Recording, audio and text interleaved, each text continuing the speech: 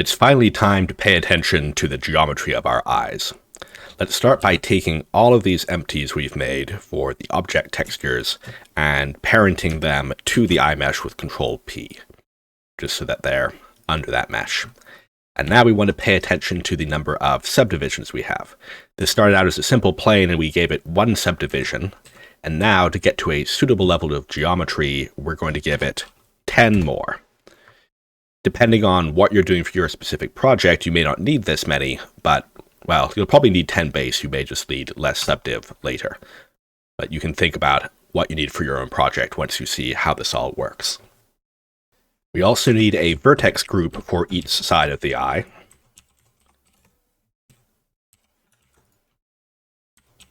These will be used for different modifiers. And we need a new empty on each side of the eye. Yes, even more empties. We don't want to scale it down, but we will turn its size down until it about matches 0.03 will do. 2.5 is fine. And we're going to make that in front so we can keep track of it. And this will also be parented to the object. And we'll call this bend.l and copy it. Change its x location, and that will be bend.r. Next, we need a pair of lattices, which will actually get the bend modifiers. And the lattice needs to be matching the eye size, and we can see here the z size is 0.05, so we can go ahead and put that into the lattice. The y size doesn't really matter. We can make that something low like that. We'll leave it with some thickness just so we can see it's there. And for the amount of cuts that each lattice gets, it's going to be that many. And we'll set it to linear. And in my other n.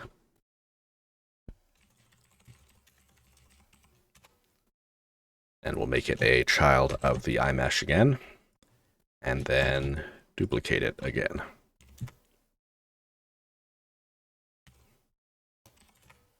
It'll also help the display a bit if we check outside, just so we don't have to see all the inside bits of the lattice.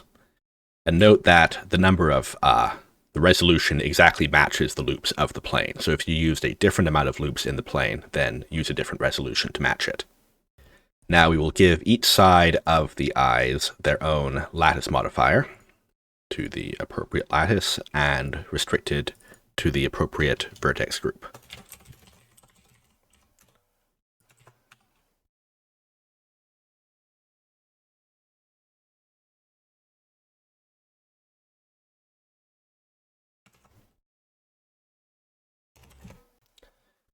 Now we'll move over to the lattice itself and add a Simple Deform modifier and set it to bend mode. If you watched my previous video about hair, then you're already a bit familiar with working with lattices, and if not, I recommend it just for some general information. So of course, the lattice on bend mode gives us a bend around the origin point of the lattice on the selected axis. But this looks pretty wacky. It doesn't really look right. And the reason for that is because of the object scale. It's making that bend, but adjusted for scale. So this is part of why we need to use a separate bend object to have it work right. I'm going to set this to 50 degrees to match my other file.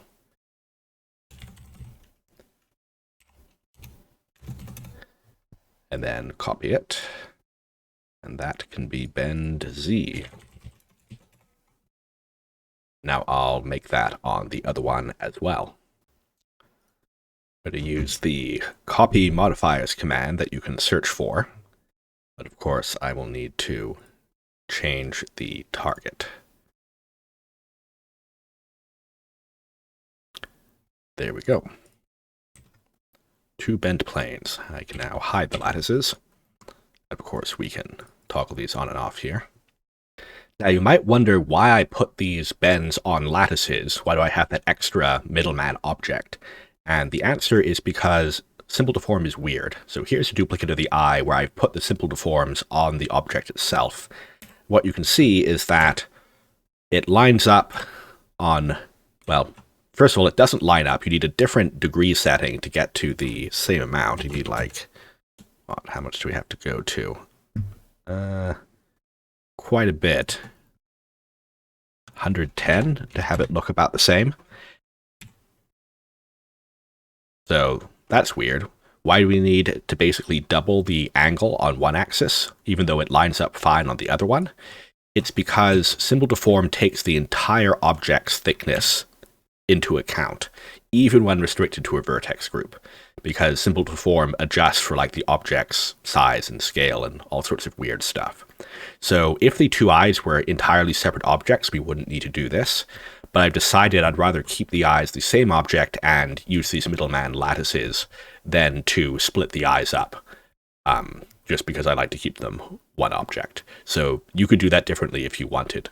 The other advantage to having the lattices is if you were using multiple layers of mesh, then instead of having to set the Simple Deforms up on multiple mesh objects, you just put them all inside the lattice. And that can be nice if you want to add like floating shrink-wrapped objects or grease pencil or whatever, as grease pencil can be put in lattices. We probably won't talk about that in this tutorial series, but that is a thing that exists. You may also be wondering exactly what angle should you use, and the answer is going to vary depending on the size of your character and the exact setup of your eye sockets and how bent you want the eye to be, of course. But there is a way we can sort of estimate it, and I'll show you how I got this 50 degree number, which is we make ourselves a nice UV sphere, and I'm going to rotate that 90 and set the origin point to be at the tip of it. Then scale that down a bunch. Now it scales down to that tip where the origin point is. And we'll go back in and 3D cursor back there and snap this there. And let's give it a smooth and a couple levels up subdivision. And now we can sort of use this as a guide where we can scale a sphere to decide how big our eye would be if it was spherical, and then adjust our bend to match that. And easier if we don't have this on actually. So now we can kind of eyeball. So I've matched that sphere to about this size. And I actually already had one of these sitting around in the file that I imported from the previous file. So having this sphere is useful because later we'll also use this to find the center for of where this eye would be if it was spherical for rigging. So I'll delete the new one I just made because I already have one, but we'll keep that around in the file. And if you're following along and building this, you should make one of those too, as we'll come back to that. Other than the bend, the other major feature of the geometry is the iris displace. We'll get a displace modifier, set that mid-level down. Let's turn this down to a really low number. I happen to know it needs like that. So it's offsetting by about that much. And we want it to just be around the center, around our iris object. So first of all, we're going to need another empty object. I'm going to hide the bends now. I'll call this iris displace. And I'll change it to a sphere. Then in our modifier, we will select type object and set the sphere. And of course, that's not doing anything yet because we need to make a texture. So we'll do that. And click this button to take us over into the texture panel. Now this is part of Blender's old texture setup, and it lets us do some procedural textures, like if we do a blend, then we can choose a spherical like we were used to in our material, but it doesn't give us a whole lot of options. We can see if we scale this down far enough, eventually there's a little bit of a hint of a circle there. So to see that better, first let's turn this thing size up a bit. And now First, let's get a subdiv and get a bit more geometry before this displace. And I'll also make this a bit stronger just so we can see the effect better. And now we can see that we do actually have a circle being displaced around our object. Also turn off these bends for now. So wherever that goes, and as we scale the object, we see that it adjusts on X and Z, but the depth doesn't change. Let's go ahead and line up this shape, though. We'll scale it so the edges of it about match our existing iris empty, and then I'll adjust the size of this so that matches too. And let's see if we can improve the shape of the texture with our limited controls. So, of course, if we adjust like the brightness or something, then that's not really helping us. Let's make it smaller, but we can also control that with the amount of offset in the displace modifier, and same with the contrast. The shape we want to get to is more like in the base file, where this is, a more smoother dip in. In fact, it dips down, and then there's still some curvature in the middle. So we can get that from using the color ramp, because we can change the interpolation to something other than linear. So if we do B-spline, notice it reduces the outside from full black, and that moved the entire mesh, so we want to avoid B-spline. But ease can work decently, and cardinal, that's kind of the right shape. It's a bit too deep now. Let's go and change this back to -2.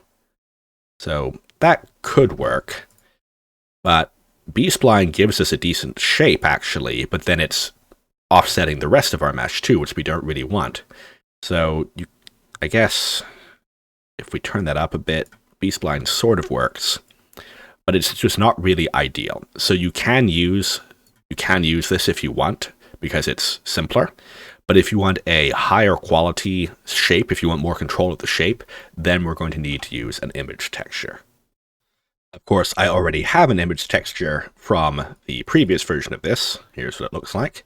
And part of the reason I used an image texture in that version is because when I originally built this in 2.91, the color ramp just didn't actually work for some reason. No matter what interpolation I selected, it acted like it was on constant, which looks like that. So that was just some weird bug. So I didn't even think about using B-spline, although, it'll work mostly. But yeah, it's good to have the image texture if you can. So to use an image texture, we go up here, image removey, and then we can select it. I've already put it in the file, and it's wrong.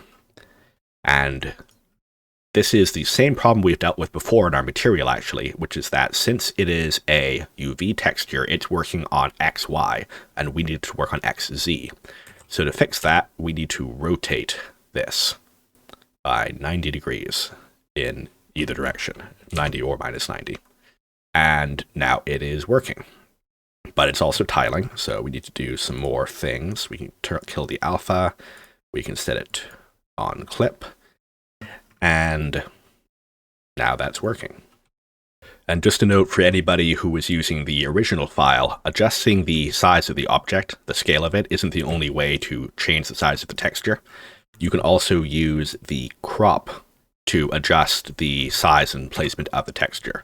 I think in the original file I had this turned down a bit to, which shunts it over. I don't know what this is actually supposed to be used for, but if you turn both of those down and you turn both of these up, then it will stay centered, but it will have gotten smaller. So in that original file, I had this turned down and I had this at a larger scale.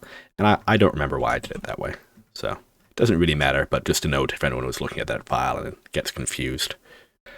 Our spherical image texture is working better than the procedural one, but you might be wondering where it came from and how do you make your own or make a different one. And the answer is that we use Cycle's true displacement to create our texture and test it, and then we bake or render it out to an image. I've switched over to Cycles, and let's get ourselves a node editor again. And in the object settings for here, we're going to want to change displacement to displacement only or displacement and bump. Okay, so the node setup just looks like this. It's not very complicated. We can just use our regular UVs. I've just stuck this below the rest of the shader setup for now. So it doesn't have to be very complex. I've got a gloss shaders because that makes it easy to see. And I've gotten a point light and stuck it out here. The light doesn't matter too much. We just need to be able to see what our indent looks like. And of course, we can preview it here. See the texture, which I have scaled down. But this way we can look at the dent, and then we can just use an RGB curve or whatever other method you want to adjust the shape. And we can adjust how far it displaces here.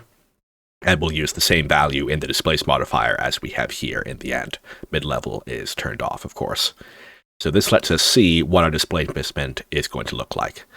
Of course, it looks pretty ghastly right now around the edges, and that's because we still have shade flat on. So let's change that to shade smooth, and now it looks a lot better. And we could actually crank up our subdivision level even higher if we wanted to look even cleaner. And there's actually other ways we'll improve that in a minute too. But for now, this lets us eyeball how much of an indent we want. And we could actually go ahead and plug in the rest of the texture here. And now it matches up. So this would let us check it from the side or whatever. And might as well have our bends on. So now we're getting an idea of what this is actually going to look like in practice. But I'm going to go back to minus 0.02 there, because I already know that's a good amount. We're only doing it on this side right at the moment. It's not enabled on there because I'm not mirroring the coordinates at the moment. And let's see, we could actually get ourselves a shader in here now, can't we? There we go. Doesn't have to be the final shader settings, but that'll expose things a bit more. Make it a bit shinier. It's our index of refraction. Go.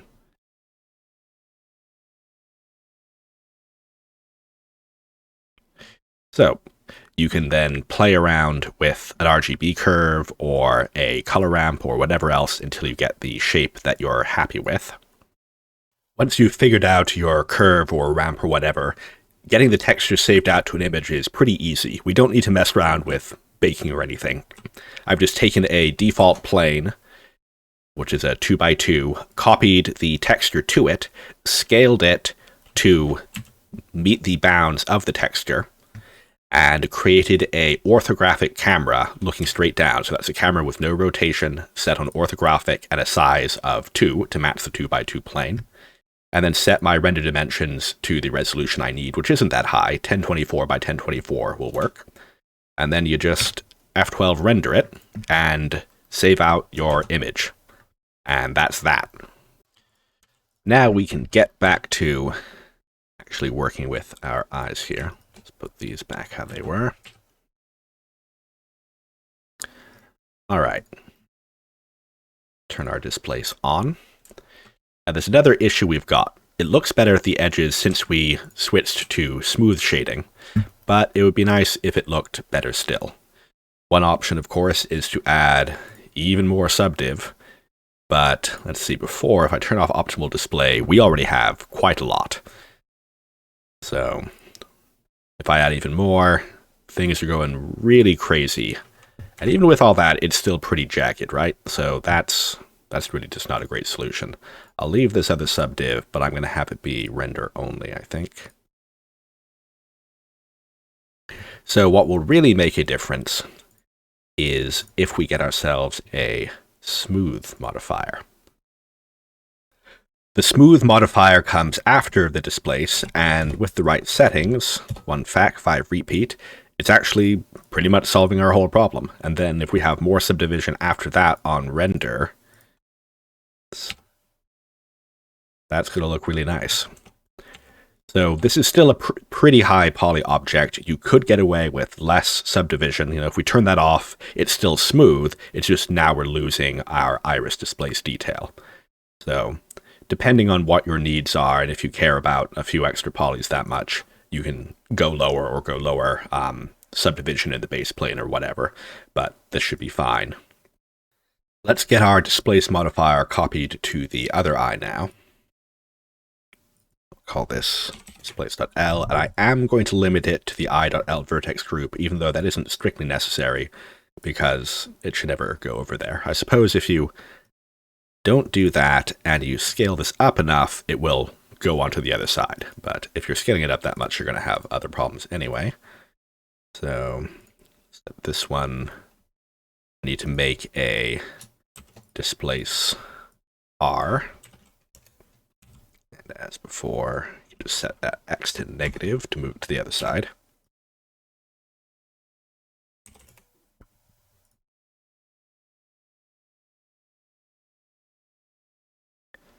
And there we go. And I'm going to make it so that these iris displaces are actually the children of the iris empties. Keeping transform, of course. And now we never have to think about those again. So that is the geometry setup done. If we render this and we select these properly, we can see that the texture moves and the displace is moving with it, and everything is working great unless I move in that direction, then things get crazy.